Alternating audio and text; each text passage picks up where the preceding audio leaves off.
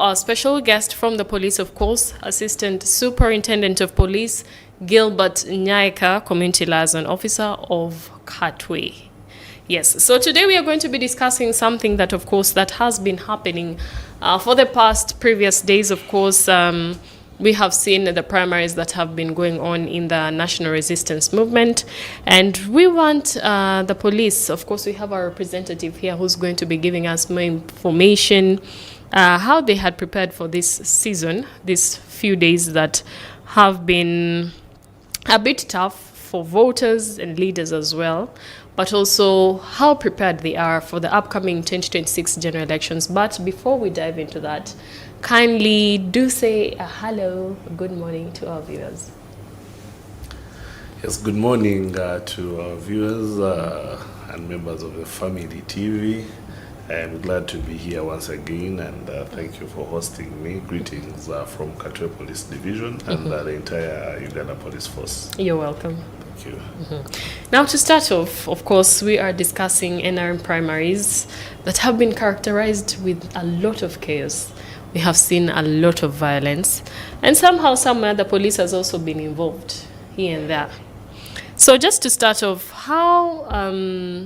first and foremost, how were you prepared for the elections that happened yesterday?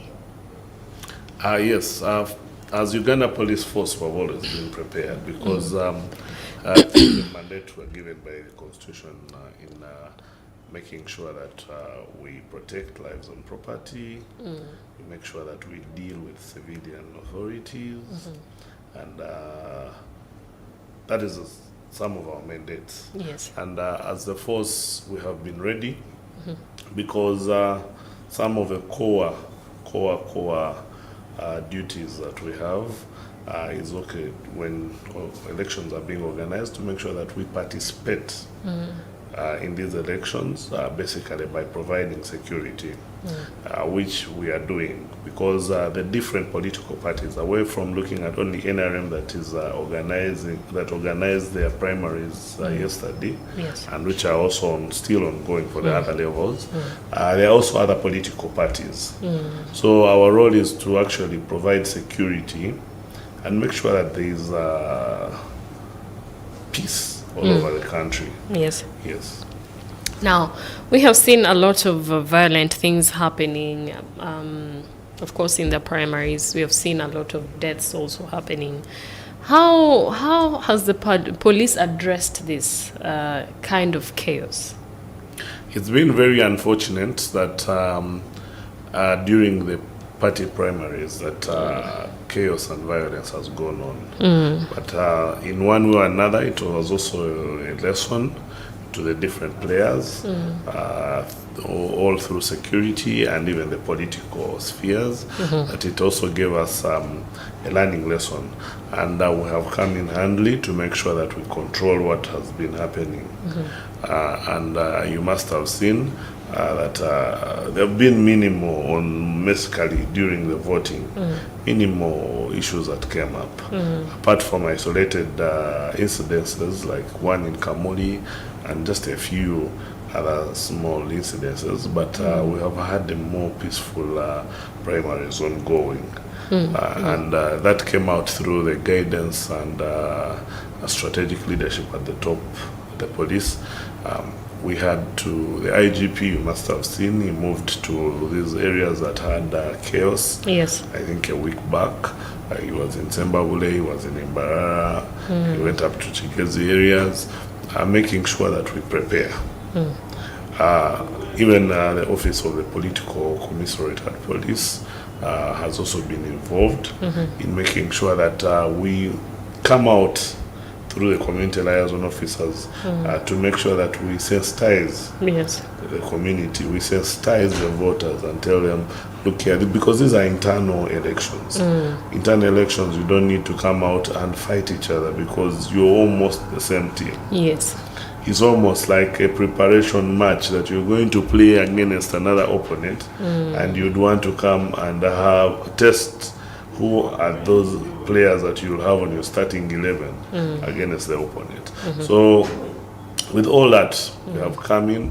We have also gone back to our own officers also prepared in the officers. It's also very important because you need to also have officers who are prepared to go and give security to the people. So if you don't prepare them very well, then you can also have a problem. So we have also done that internally. We also organize our people to make sure that one, we are neutral. Two, we are doing the job. You need to do it professionally to make sure that whatever we're doing is professional, and that has happened.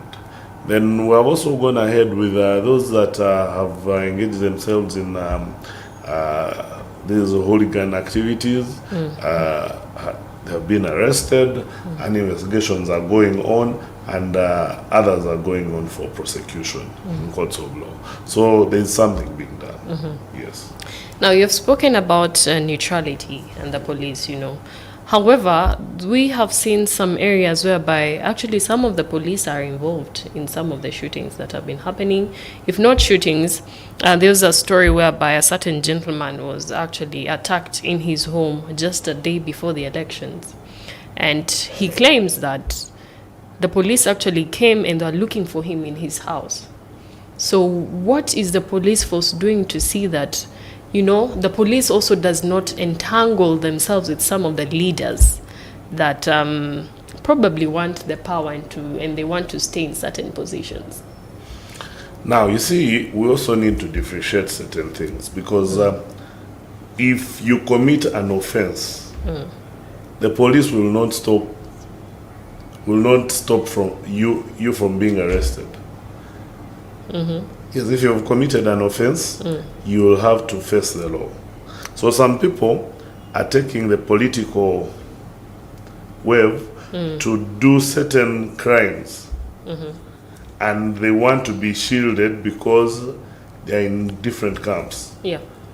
So even if you are an aspirant and you commit an offense, the police will go ahead to have you arrested as long as there is proper evidence that you have committed this offense.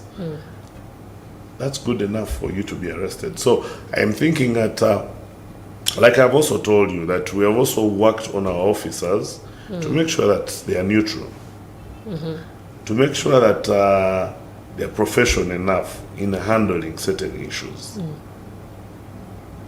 in the field there.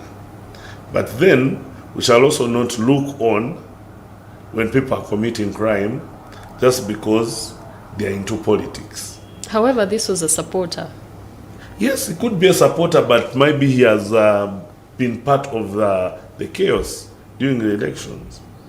Yes. I do not think so. Because I think he supports a particular candidate. He says his life was being threatened.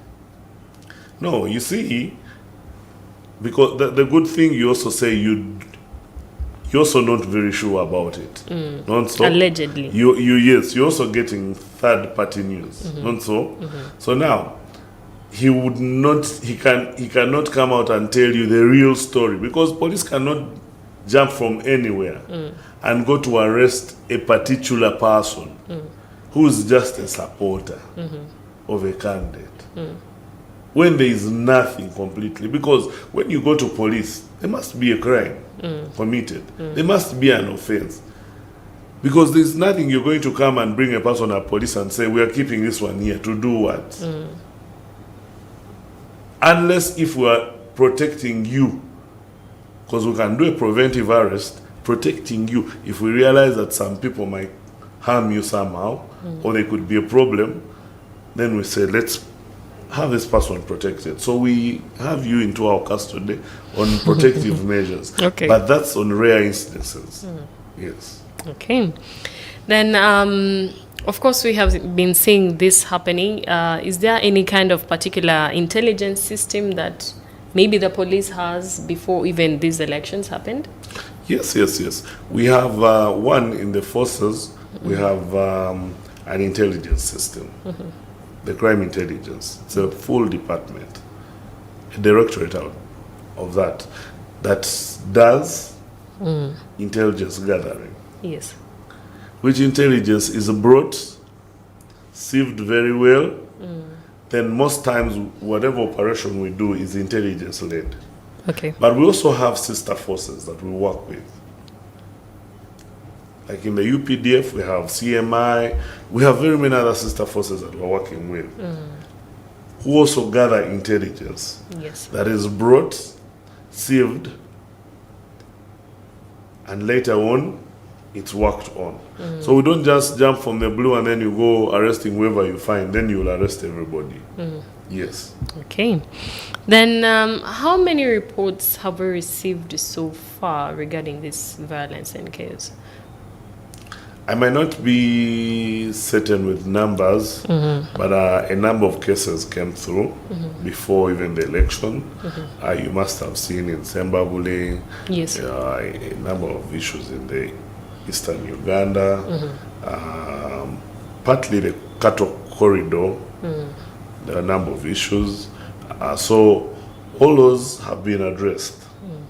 All of those have What been actions addressed. are actually being taken place? Yes, like basically investigations have gone on, and I've told you that a number of people have been arrested and taken for prosecution. Yes. If you remember very well, there's a group of young boys who put on the yellow t-shirts when the president was going for nomination. We had them arrested, and they have been prosecuted, taken to Resila. So a number of those issues have been handled. Yes. Okay. Then, of course, the general mandate during the NRM primaries of the police, if you could tell us that just broadly. Our general mandate basically is to keep law and order, to make sure that there is a peaceful and fair election. Yes. Because everyone has a right to vote in their political parties, as well as they have a right to vote during the general election. As so long as you're eligible voter of that particular political party. So there are incidences where you'd find people, someone is even not in the register, but they would want to come and create havoc that we are supposed to vote. But when they were updating or registering people, where were you at that time? So you cannot come up at the time of election and say, I am supposed to vote. Meaning the time you didn't register, meaning you don't belong to that political party. Yes.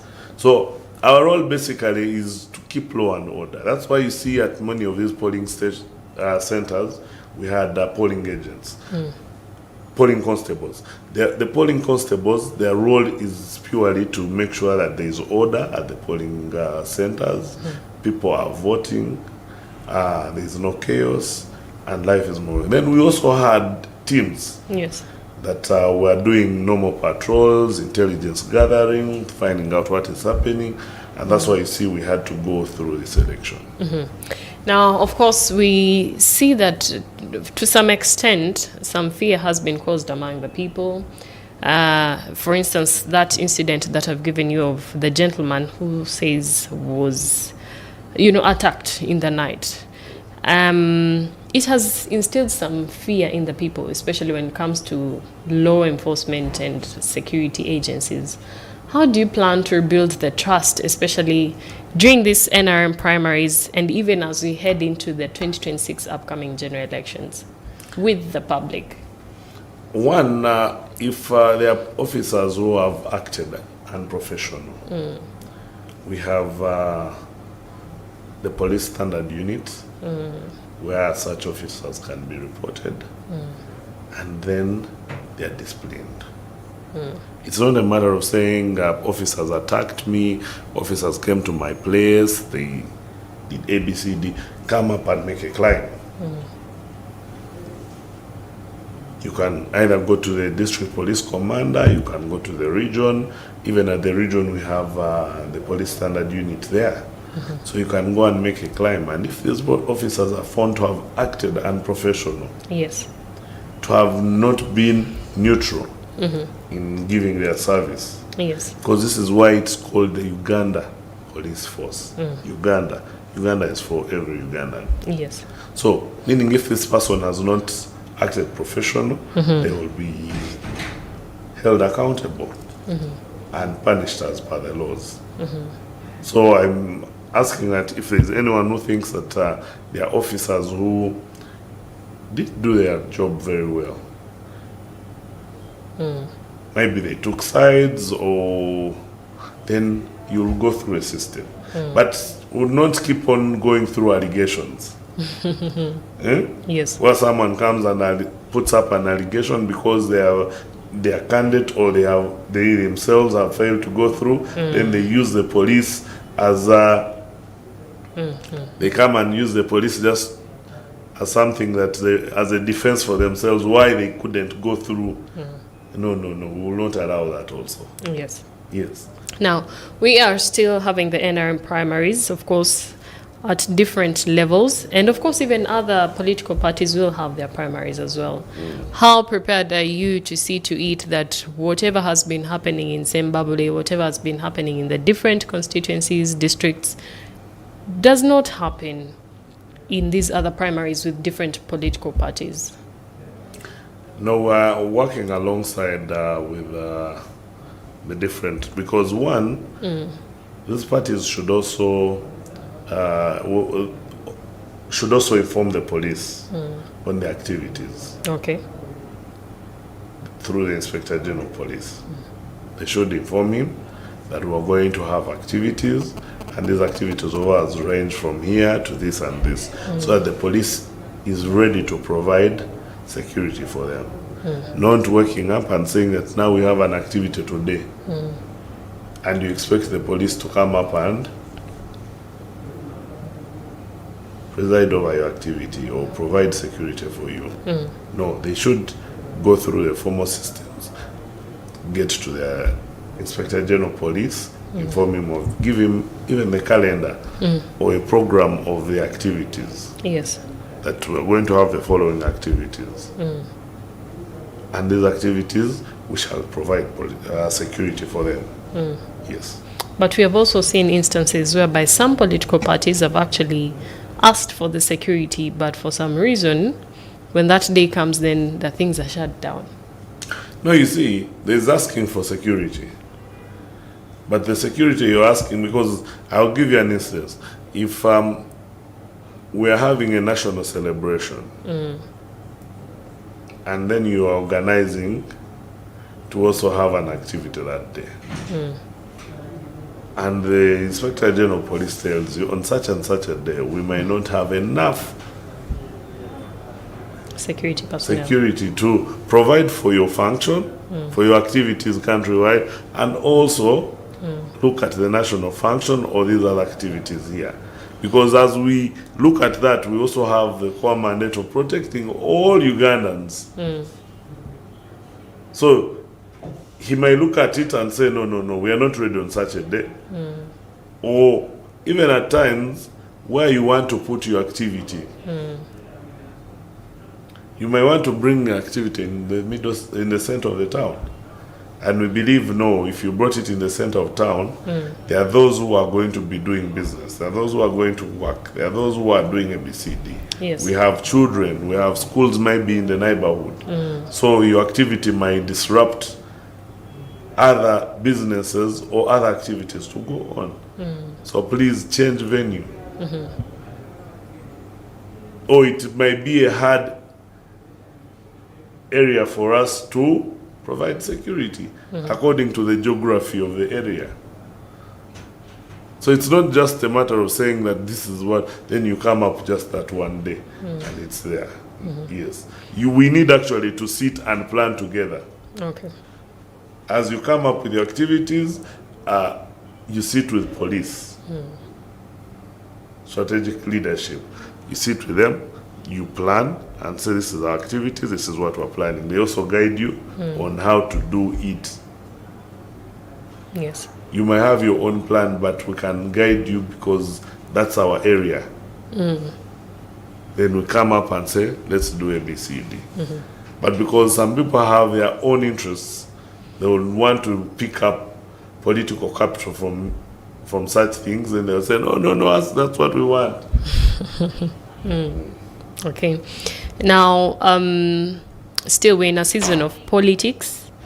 Are there any security sister agencies that you are working with to ensure that, there is peace in the country? Yes, yes. All the sister agencies you see, the UPDF, the prison services, Uganda Wildlife Authority, all those are ESO, ESO, yes. And what are you doing to ensure that, the public, or should I say the citizens, do not have friction with these agencies? Because once in a while, of course, we have been seeing this already. We have seen a lot of friction with the police and the public, the people in the communities. So how are you working around to see that there is no friction between the two, and that actually the two parties can come and see that there is peace during these elections? One, as the police force, we are given the mandate to protect the interior of this country, internal security of the country, as we work alongside with these other security forces. And in that, we are doing a lot of community engagements through the community liaison officers, through the chief of political commissariat, to make sure that we tell the people to know. You see, if we don't come out to maybe engage you, sensitize the community, yes, there are those who might not understand. But we are going on sensitizing, because there are times when people ask, what is the UPDF doing? What is the prison service doing? Why is the army here? Why is the army here? But they're supposed to support us. When the police calls them on to support, they should come in. They shouldn't wait for things to get worse then that they come in. No, they have always been around, and we are all doing the same thing. We are all serving the same interests of providing security to Ugandans. But don't you feel like maybe it would be at least less fearful with the army around? No, I don't think. It's only that us as a community, how we want to engage here and there. Yes, but I've seen people move around, because of late I see people, I see policemen, I see the army move, and there's no problem, and people are happy to even see them. Because we come from the same community. We come from the same communities that we are serving. So there would not be any fear. The same, you must be having a brother or a sister, at least in one of the forces, or a relative, or a village mate. So why would you fear them? People are different. No. It's only the service that we are doing. Just like you're also doing a service. Yes. At TV. Should we fear you because you work at TV? No. Yes. Okay. Well, we are going for a short commercial break. Of course, we have a very interesting discussion here, and we have seen the NRM primaries that, of course, have been marred by chaos, violence. But the police is here to help us. We're also here to discuss the involvement and a focus to the upcoming 2026 general elections. We are going for a short commercial break, but do stay tuned. We'll be right back. Issues at hand.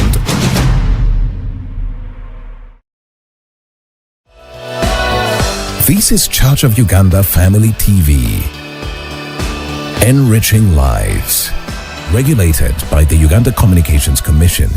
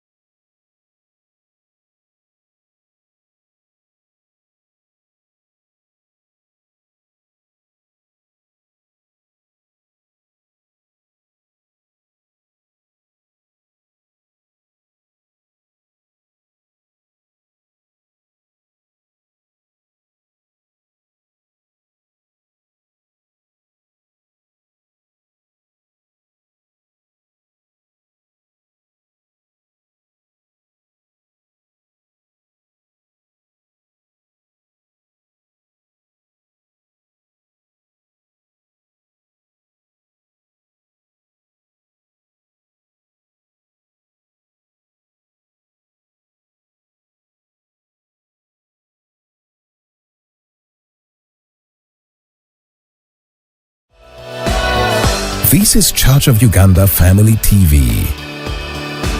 Enriching lives. Regulated by the Uganda Communications Commission. Issues at hand.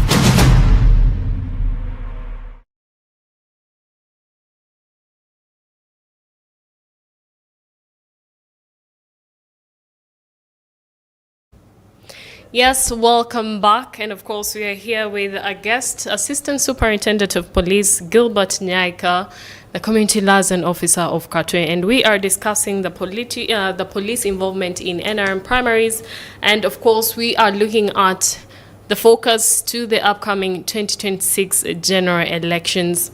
Now, ASP Gilbert, now my question comes to the leaders. Have you faced challenges whereby leaders in particular political parties do not, should I say, abide to the laws? How do you handle that? Yes, we have faced a number of challenges with leaders, mostly leaders. You see, many of them have self-interests, and which wouldn't be a bad thing. Yeah. But though going as far as misusing the law. So, because everyone wants to drive things to their side. So that has been actually a big challenge, whereby you'd find people don't want to follow the law. They want to do things the way they think just suits their desires and their interests. But we have insisted and said the law is the law. Yes. The law doesn't segregate anyone. The law will keep being the law. If it says that political rallies start at this time and end at this time, that's it. If there are no processions, that's it. Yes. And there are things that have been happening. Because now, as of now, like issues to do with, obviously there have been cries of bribery, but all that, we work alongside with the electoral commission of the different political parties. Because at that level, they're the ones who are supposed to come in and handle. Then, if there are cases that think they need to come to the police, they will be handled. But there are those other cases that they handle internally because they have their disciplinary measures and how they handle their disciplinary cases. So they can handle those at their own levels. But when it comes to the general elections, Yes. we will follow the general guidelines by the Electoral Commission. And follow, because there is also the Presidential and Parliamentary Act. So obviously any of those that, if you break any of those rules, immediately you'll be charged and yes, and Are taken there prosecution. Are there any other challenges you faced besides, political leaders having their own interests? Yes, many of them have built groups, hooligan groups, I would call them. These groups that people keep on calling a gari, which actually have become a menace around. They fight, beat people, others have even started stealing here and there. So with those, we deal with them case by case. Pick on to those individuals. Yes, because you might not hold the candidate responsible unless he says, these are my people, I'm the one who has told them to do ABCD. But you being in a political camp doesn't mean you go beyond. Yeah. Yes, so that means you handle them on individual basis. Yes. Now, there have been some allegations of certain political leaders beating people. Not just far along, just recently, Honorable Sechikubu came with allegations that, the counterpart had actually had some people who have canes to beat the voters. So, these are allegations, but has the police looked into such allegations? And if yes, what have they done about it? Yes, we have followed up those allegations and gone ahead to do investigation, because you need to do an investigation, thorough investigations. Yes. And like I've told you, you will hold individuals accountable for their actions. Because like you're saying, it's an allegation. Unless if there is anywhere the candidate comes up and says, it is me who told them to beat. But if someone comes and says, Nyaika beat me up, then we shall hold Nyaika accountable for that. If Nyaika says, no, I was told to beat by so and so, then we will also go and also expand on our investigations, then find out, is it true or not true? Yes. Then when you take to state for prosecution, then they can advise and say, yes, so and so should also be added on, or there is no case against them. But the investigations are ongoing on all political matters across the board. Okay. Yes. So how does also the police handle multiple hotspots whereby there is chaos and violence happening? Pardon? How does the police handle multiple hotspots whereby, for instance, Zimbabwe, we have had also other different areas whereby there has been chaos and violence? You know, how do you handle that, especially when it's happening all at the same time? No, we have looked at the hotspots and made sure that our deployments in these given hotspots, we have a number of deployments done there, so that we have presence of both the police, the army, and all our sister agencies that support us. But if you must have been seeing of recent, the IGP appointed a team of officers to handle different areas. Every area was given a senior officer to handle. And these officers came up with teams. They have looked at, everyone is looking at where he has a hotspot in his area, and the presence of police is there. Yes. And we have a number of intelligence officers on ground to make sure that we mitigate. And indeed we did, because if you look at what happened, you must not have had a number of outcries. There's a lot at least that happened.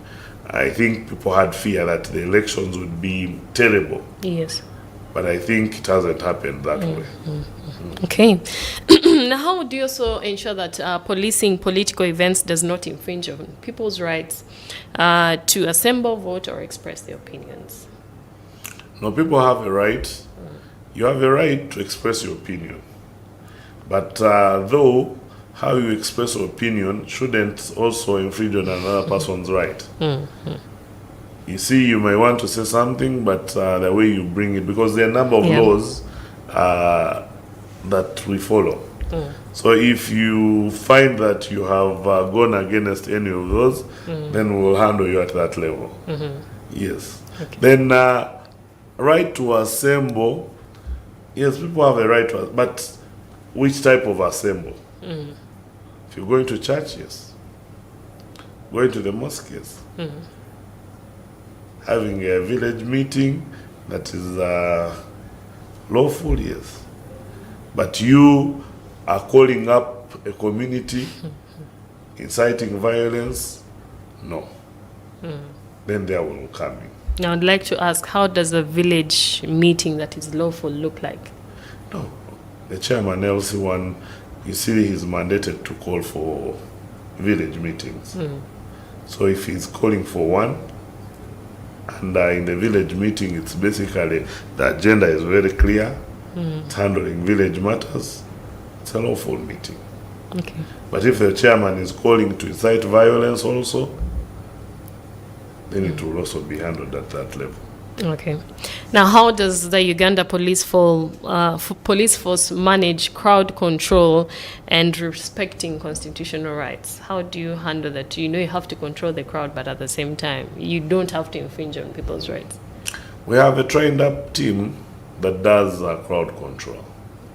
That's why you see we have the field force unit that is meant to manage crowds. Yes. And manage demonstrations but manage them professionally. Yeah. To make sure that people are, even those who are in the wrong, even like us, the community liaison, we join up with the field force, but our role is basically to come and sensitize you, Yeah. tell you what you're doing is wrong, please, you would abandon this. So we have a very professional group of people to manage. But Okay. yes, but Now- you see, like I told you, you have a right to do something, but your right should not overlap any other person's right, or step onto another person's right. So if you might have a right to come to town, but even us who are having our shops or doing our businesses or going to school also have a right. To also, we need to also enjoy our rights. So you will not come and infringe on our rights. Yeah. Yes. So what role do you think the community can play in seeing that political violence is combated before, it erupts into something worse? What role do you think the community can actually play? One, the community should also not engage in violent crimes. They should also know that during politics, it's a game that is being played and for a season. So you need to know that this other neighbor who's not supporting what you're supporting, you need them tomorrow. So the moment you understand that, no, it is us, it actually starts from us to tell his political leaders and tell them, no, we don't need to go this way. The political leaders will not push us there. It is us to tell the political, because these political leaders come, get borders, put in just fuel, tell them come, run on the road, do this. So if you tell them, no, I think we don't need your fuel, but we shall support you. We don't need to go to the road to do ABCD for you to show that you can win. No, it's not necessary. We don't need to attack the other party for us to show our might. Then we shall have, I think, a more peaceful election. Yes. Okay. Then also, how is the police gathering intelligence to see that these potential hotspots where violence has been happening, it does not happen even as we come into now the main election? No, like I've said before, I think we talked about it, that we have our intelligence teams in the Uganda Police Force, but also have sister intelligence agencies that we work alongside with. And they are on ground. Already? Yes, already on ground, gathering intelligence, knowing where we have issues, where we need to step up, which group of people are trying to cause commotion. So to make sure that whatever we do is intelligence-led. We don't come up, that's why I was telling you, don't come up to round up people just for the sake of rounding them up. You need to be very sure that this group of people that we're rounding up are planning to demonstrate, have an intention to commit a crime. So we should be very sure about that, not just coming up. So we have the teams on. Okay. We are well prepared. We have set up these teams. They are ready for the election. Yes. The only thing we need is the civilian community to be very cooperative. To be very cooperative and supportive. Yes. Because the more you be cooperative and supportive, you lessen on our work. And when you lessen on our work, you're creating a very peaceful environment for politics to thrive on. Yeah. Yes. Now, also, are we expecting, a lot of incidences have been happening in the past few weeks, or should I say days. Are we expecting any reports after these NRM primaries regarding the violence that has been happening? And what can be done to ensure that this violence is not ongoing or carried on? Yes, the reports are being done by the different levels and given to leadership for next course of action. Though I don't think some of these reports will come out to the public. That Okay. will have some reports coming up to the public that I will come on TV like this and then I give you a report. No. But the reports are given to the different levels of management for action and even improvement to look at and say, here, I think we need to engage more in community sensitization. Can we do A, B, C, D? Here, we need to do well here. I think that's why we had a lapse here. Yeah. We need to improve there. So these reports are there. But even at the end of every year, we always have a crime report. And some of these incidences are put into our crime report. Yes. They'll come up and the IGP will read it out and say, during this time we had crime and political crime. And in the political crime, there was A, B, C, D. Yes. Now, even as we come next, we have had the primaries. Of course, we're going to be having a few after, some time with different political parties. But now focusing on the upcoming general elections, how are we going to make sure that peace prevails as we head into the 2026? Because we saw Kawempe North by election, and we believe that this should have been something that, that showed us that we need to have more peace, but we're still seeing chaos and violence. So how is the police going to ensure that peace is enforced in the upcoming general election now as a whole? You see, the chaos and violence you're talking about is caused by us, the communities. The ones who start the chaos. Fighting each other, doing this, going here and there. But going forward, we are looking at making sure that we have a very peaceful election, 2026. And this peaceful election starts with us, because security starts with us individually at our levels. Making sure that we have peace will start with us. Yes. You yourself, is there peace at your home? Do you have peace in your home before you even come out of your house? That's where the peace should start from.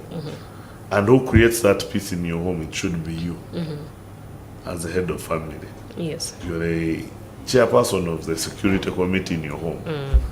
So we believe that you should start from there, then we come to the larger community. That all of us are allowed to be ambassadors of peace. Play clean politics. Allow these political leaders to come up and tell us their ideas. What do they want to offer us? Yes. Then we all go back home. If you think the other person has better options, you go with them. If you think your person has, stay with your person. You don't need to come and fight for you to convince me to vote for your candidate. Yes. So, barely the security will start with us as individuals. Before us, the security officers come in. Yes. Because by the time we come in, we are not bringing that we have a bag of security. We have a bag of peace that we are carrying it and then giving it to you. No. Yes. You have to create it yourself. You have to create that. And you create it with those you're staying next to. Those who are your neighbors. Create that peace with them. Make sure that your arguments are logical. Yes. You have a civilized argument with them about a candidate and it stops there. Everyone goes back to their work. Then we shall move on. But if you expect that now the forces are going to bring security, peace, it's not like we're carrying it. Though the enforcement will come in and it will be a little hard. Because when we come in to enforce, to make sure that we create peace, we have security for our people, meaning that we will come. There are people who have to be taken up. You have to arrest those who are committing crime. Yes. For you to make sure that there is peace in that area. Whoever creates commotion is removed from the community. Yes. So that there is peace there. Yet, the peace could have started long time ago. So we will keep on doing engagements, sensitizations on radios, TVs, going to the communities, talking to them, making sure that people understand that an election time is not a time of war. It's just a short period of time. People will come into an election for, I think, 3 months or 4 months. It's done. Yes. Life has to move on. The other person in the party, the white party, and this one in the black party, will all come back together and find themselves at the same shop buying salt. Yeah. Having their children going to the same school. Fetching water at the same well. Yes. So if I find you at the well and because you're in the party, because you're in the white party, I don't support you. I don't help you. No. Yeah. So all those things, time will come, we choose a leader, and the leaders we choose, all of us will say, now we are done with the election, this is our leader. We all rally behind the leader. Yes. Support the leader to fulfill his mandate or her mandate. Okay. Now, how is the police going to ensure that vulnerable groups are also safeguarded during that season? It is a critical season. We have the women, the children, also persons with disabilities. How are you planning to see that these people are safeguarded? By using the laws. There are laws that safeguard these groups of people. We make sure that these laws are not violated. And everyone will be held accountable. So, that's it. Okay. Now, just as we wrap up, kindly speak to the people as we head into the elections. Please do talk to them. I would ask Ugandans that elections are coming and elections will end. It's not the end of the world. We don't end here as Ugandans. We will need each other at all levels. Yes. So I'll ask us that we act as civilized people, support our candidates, whoever you want to support. Let the others support also their candidate. If your candidate has good ideas, let them bring them out. If the others don't take them up, let them be. Let's go to the polls. Whoever wins, we go behind them and support them. Yes. We don't forget that we are still here to live. If you see there's anything that you want to do that is against the law, please desist. We don't want to have regrets at the end of it all. Yes. And then when you regret, the person you are trying to do something for is not in for you. And it's your family suffering. Yes. So I ask that let's have a very peaceful election at all levels that we are in, from the political parties, and we come to the general election. Yes. Thank you so much. And of course, you've heard it. Peace is something that we continue to talk about, to preach, even as we head into the 2026 general elections. And remember, peace is not from the security, it begins with us as individuals.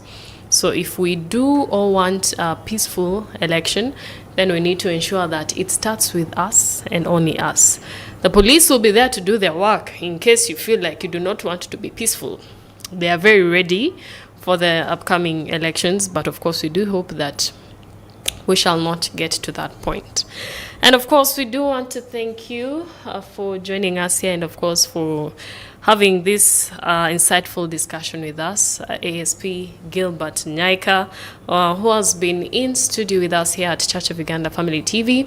But it's time for me to say goodbye. Of course, wish you a blessed day, but please do stay tuned for many other programs during the day I will be seeing you in the evening, but for now, have a beautiful day. Issues at hand.